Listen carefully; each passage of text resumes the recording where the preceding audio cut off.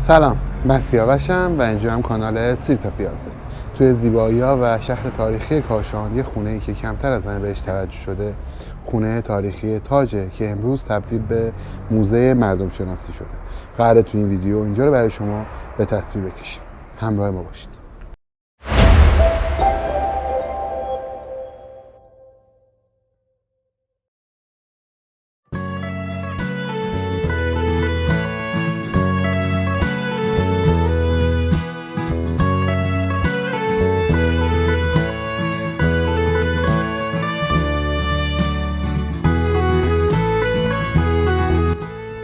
چقدر خونه تاریخی داره اینجا.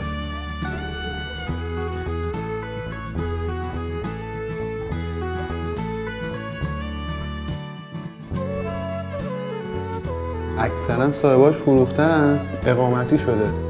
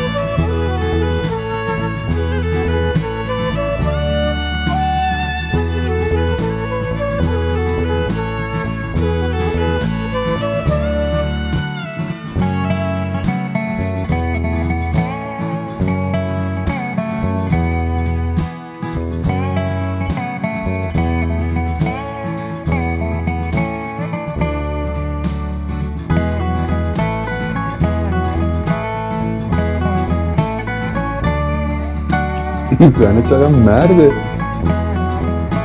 اینجا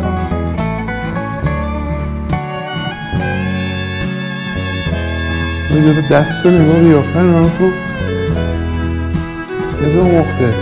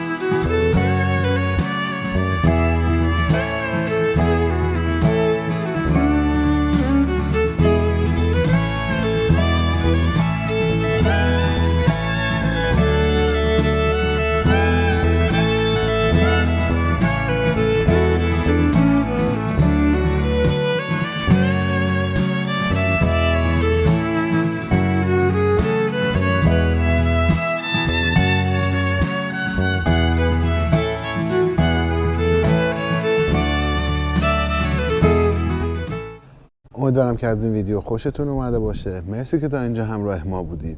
لایک، کامنت و سابسکرایب فراموشتون نشه. تا بعد.